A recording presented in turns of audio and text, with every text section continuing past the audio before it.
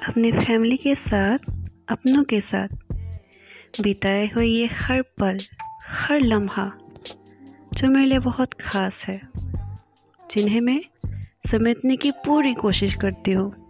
इसीलिए मैंने ये पेज बनाया ताकि मैं इन्हें प्यार से संभाल के रख सकूँ। क्योंकि जैसे जैसे दिन बीतता जा रहा है, मुझे लगा